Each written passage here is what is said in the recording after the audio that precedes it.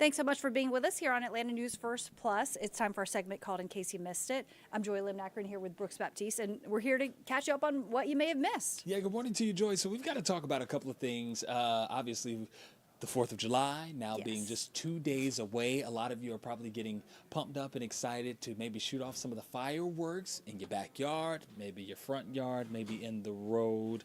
Well, let's talk about the do's and the don'ts, because we see every year, unfortunately, that we have to report, let's say on the next morning after, of some incident happening. So we want to try to avoid that this year if we can, because Atlanta Fire is already making sure folks understand and know what's going on.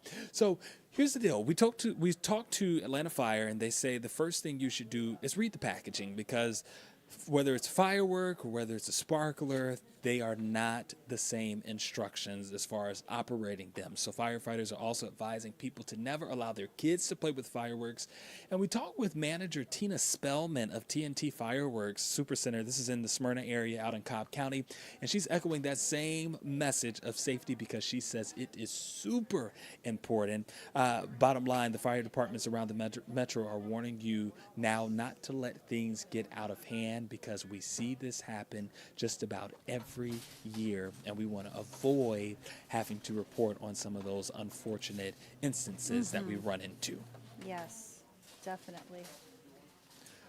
Okay, so we'll hear from Tina in a little bit more than that, and we actually have more of that on our website anyway. But firefighters are also advising you again not to let the kids play with the fireworks. And then, look, if you are planning on doing a show, because maybe you've got it like that in your neighborhood, they are telling you to make sure it's over concrete and not in a wooded area. So, of course, we'll keep you posted if anything changes in that area.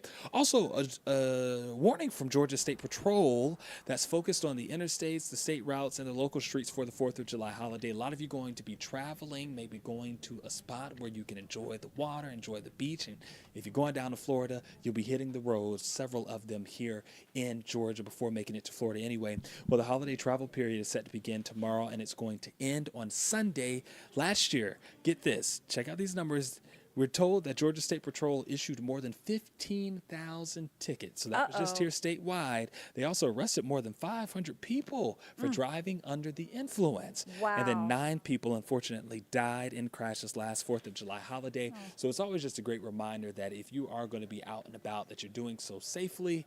And again, there is never a reason for you to get behind the wheel if you've had drinks.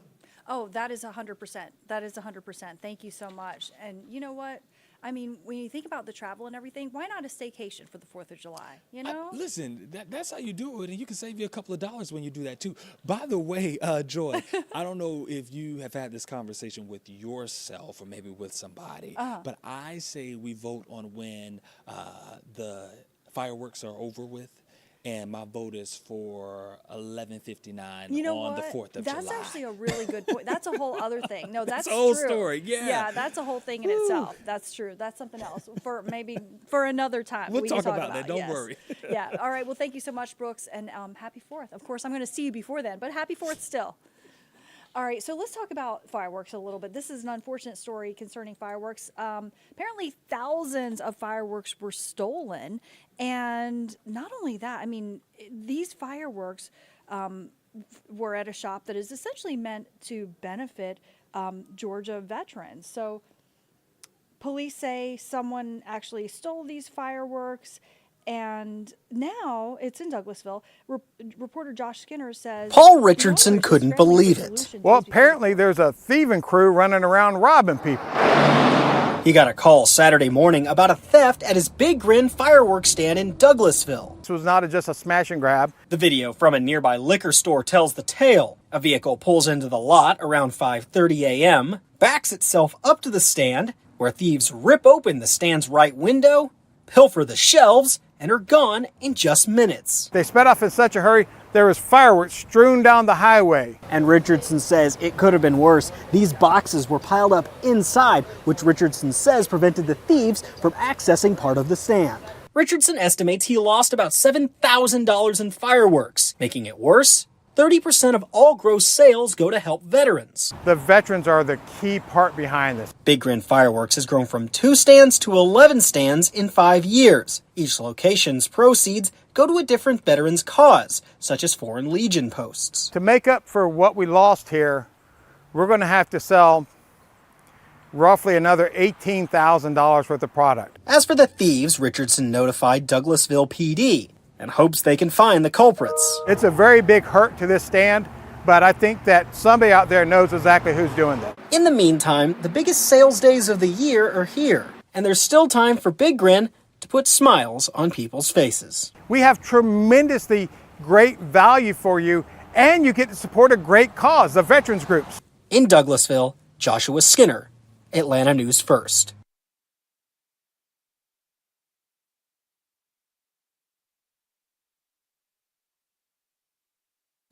Sorry. So also making headlines, Atlanta City Council members are considering an ordinance that would invest $1.8 million into legacy businesses. Those are kind of, quintessential spots that have been here for over 30 years. Atlanta News First Madeline Montgomery is at one of those spots that would really be helped if the ordinance passes. It's Manuel's Tavern, and they want to keep Atlanta's culture afloat. Everyone has their favorite local spot in Atlanta. The Brick Store Pub, the Earl, Euclid Avenue Yacht Club, Atkins Park. Or Manuel's Tavern. We opened up in 1956, so we're approaching our 68th birthday.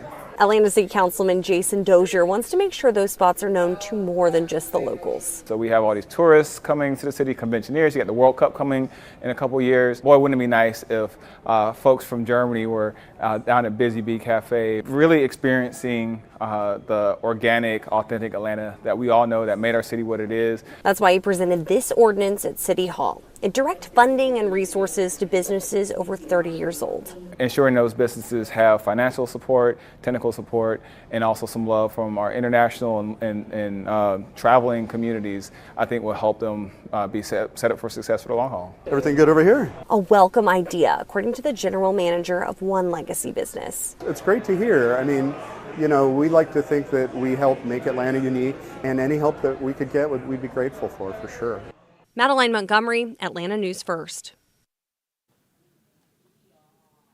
All right, so today's the 2nd of July, and with this new month, new laws have gone into effect across Georgia. This year, lawmakers passed the Fostering Success Act. It removes an existing cap on the amount that you can donate to support youth leaving the foster care system. Atlanta News First reporter Abby Kasouris uncovers how this could help hundreds of vulnerable foster kids. The stats show it's tough for kids leaving the Georgia foster care system. 97% will end up in poverty, 37% experiencing homelessness, 50% will be unemployed within 4 years. The Fostering Success Act allows you to use the money that you would pay for your state income tax and give it to organizations working with former foster care kids across the state. So seeing a dentist was basically unreachable for me. Mike Conger is a former foster youth. He went nearly a decade without seeing the dentist. At 21, his teeth were so bad they were breaking off. He couldn't afford to remove more than one tooth at a time. He met Fostering Success Act, Inc. and support groups. He says they acted like parents, making sure he had a ride to the doctor's office and paying the bill. And this made it possible for me to be able to eat again, because this past 6 months I had one tooth broken off in this side of the gum, and then this tooth broke off completely, so I was barely able to eat on both sides. With the tax credit, qualifying young adults can get help with college tuition, medical care, counseling, food, car repairs, and a place to live. The program began last year. They raised a little over half of their $20 million cap. Representative Mark Newton says after looking at more than 4,000 bills last year, nothing is more important than bills like this one, helping kids exiting foster care. Our caring doesn't stop at 18. I'm Abby Kasouris reporting for WPGA News, Macon.